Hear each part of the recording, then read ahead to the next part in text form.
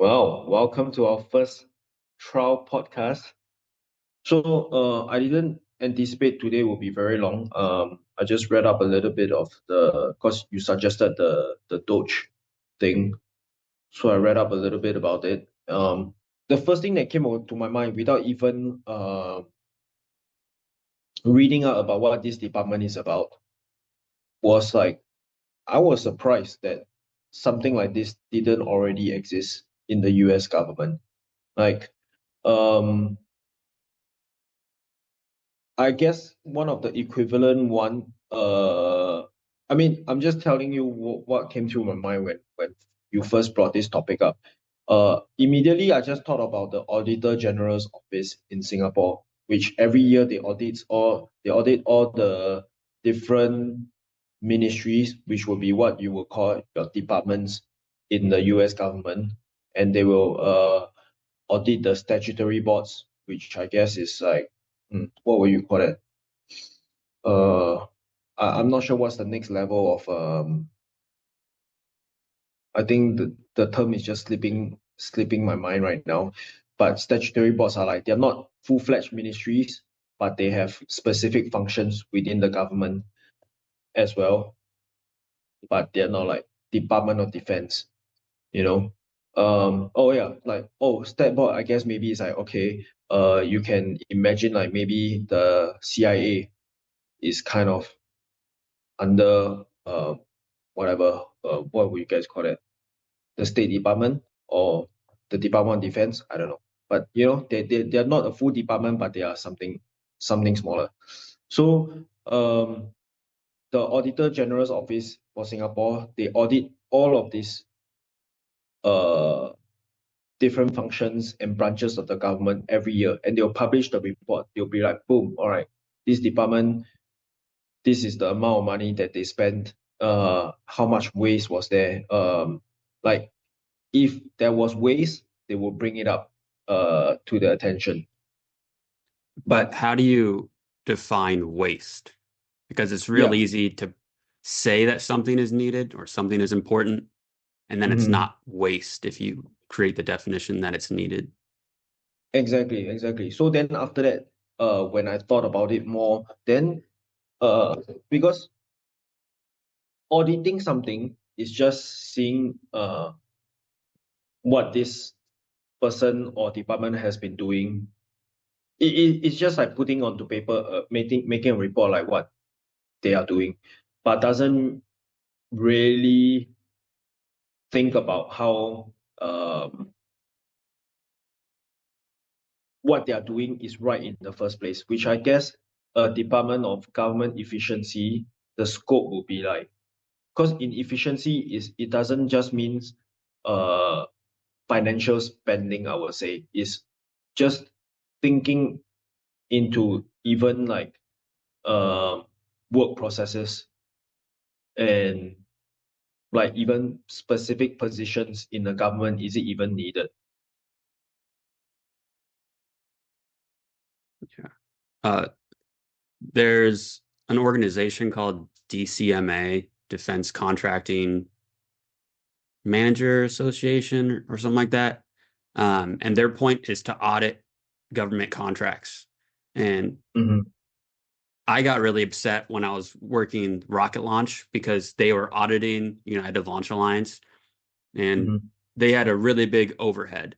And all the auditors did it was come in and say, like, oh, United Launch Alliance wants to spend X amount of money on a party. All right. Well, they said they did, and then they actually did it. So our audit is they were honest and they were upfront and they proved or they said they were going to waste money and they did. So they passed the audit. exactly. So that was like, so when I thought about it more, then that's what I figured where a Department of Government Efficiency could come in to do, because I thought that auditing, that's the job of auditing, but auditing just says they are just there to see if whatever they say they're going to do is done, versus actually thinking about evaluating, is it required or not, you know? Yeah. Yeah. I thought about this a lot when I was working in government acquisitions, so buying stuff for the government. And one of the biggest things that I didn't like was how the budget process works. And so, say you spent 100 million in this year.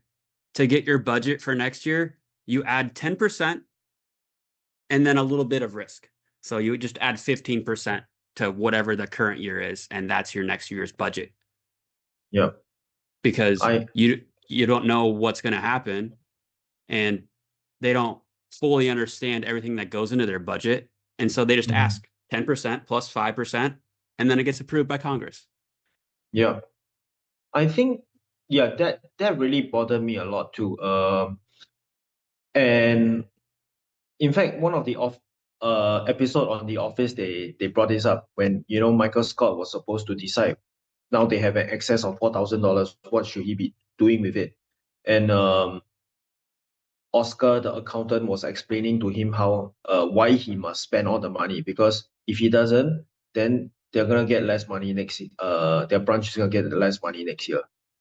And that point really bothered me a lot as well, because that is just one prime example of how government work and bureaucracy breeds inefficiencies. And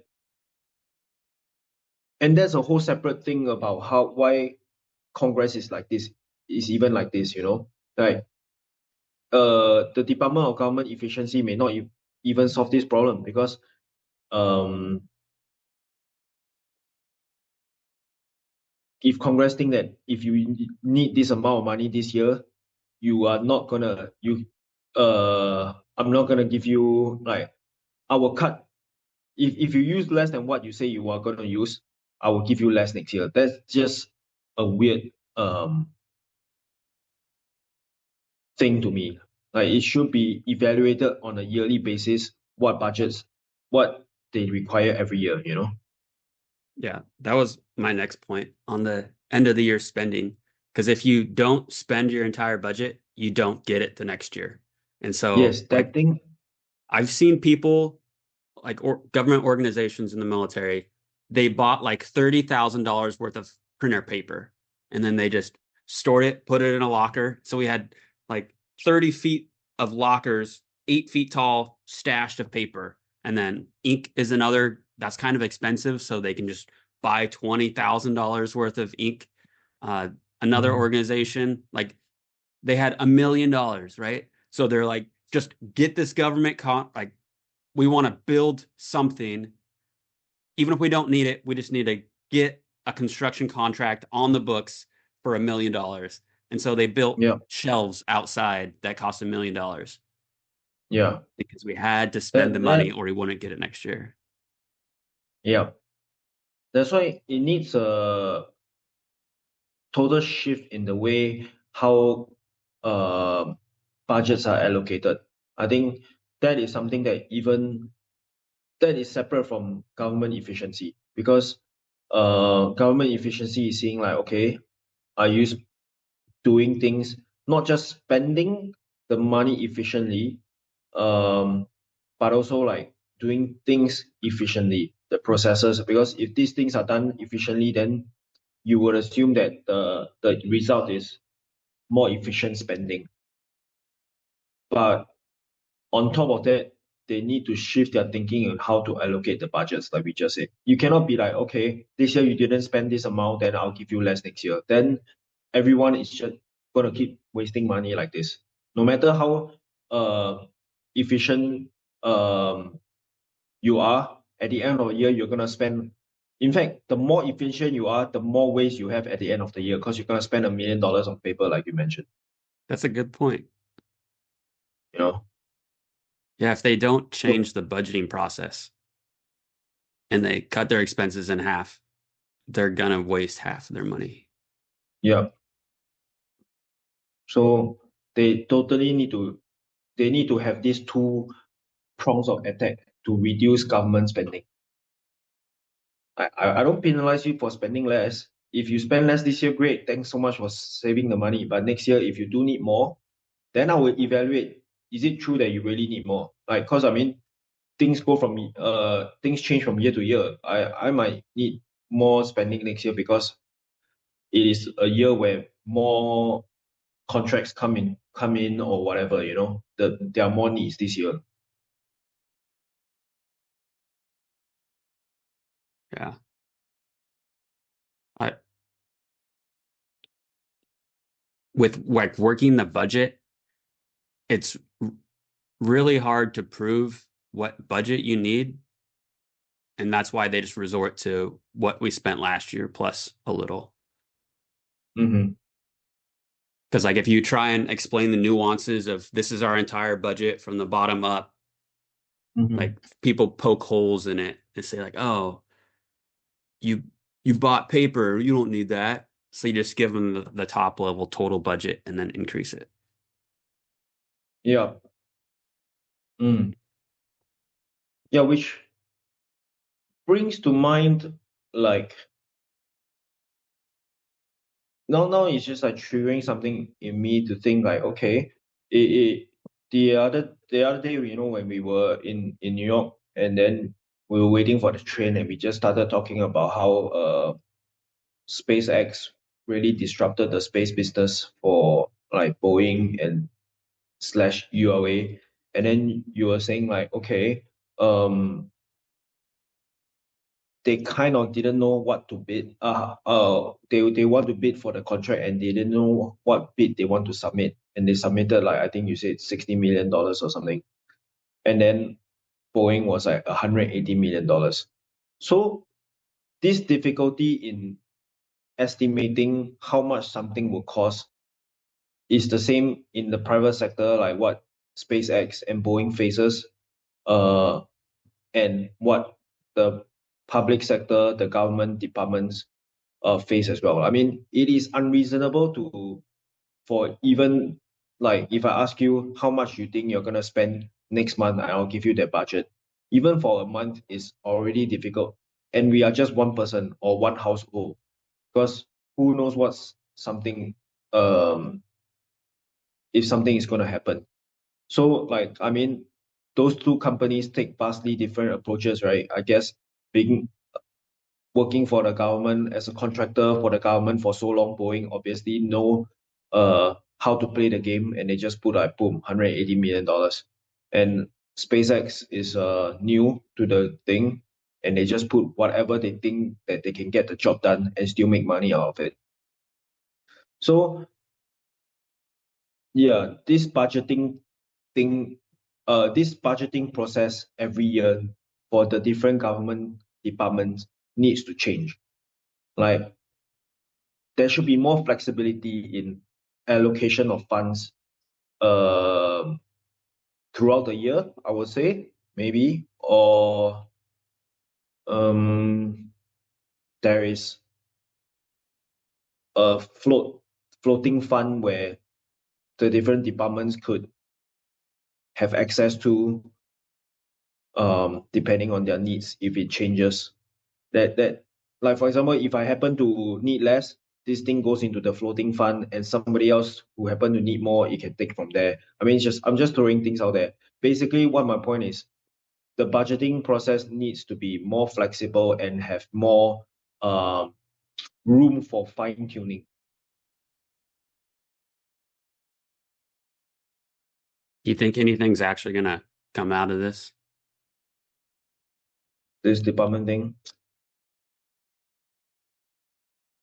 I mean, when it comes to government,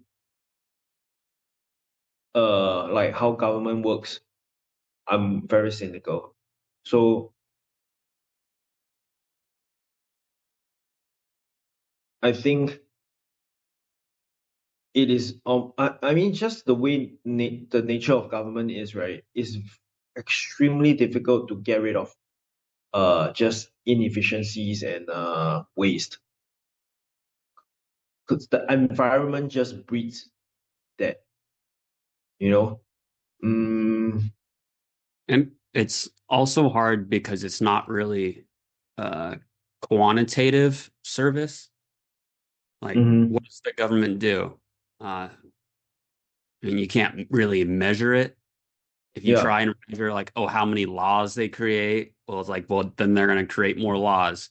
In the yeah, military, like, is your performance based off of how many people you kill? Well, then they're going to kill more people regardless. yeah, And so it's yeah. So not, like, you can't measure it at yeah, all. exactly. Like in terms of government work, a lot of it, the KPI is just so ambiguous, and that just breeds a lot of inefficiency. And if I'm not wrong, um, one of the biggest thing is like people can't be fired. Like these two guys, they are from the private sector. If somebody is underperforming in their department or in their companies rather, they can just fire them. So people have the incentive to do their best. Um, and if you waste the company's money and we end up going bankrupt, you're going to lose your job as well. So the way the private sector runs, it doesn't necessarily it's not necessary that it can be translated to the public sector. Yeah. The being fired has kind of two different scenarios that how it happens. One, the person either like takes naps in their cubicle and doesn't really do anything, and they know that they're not going to be fired. And the other one is, which is worse, is they actually create work to show how hard they're working. And so they'll like Yeah, make up work, make up meetings, invite people to these meetings, and then at the end of it, you're like, that meeting was pointless. But yeah, according to their performance report, they had all these meetings with a bunch of people.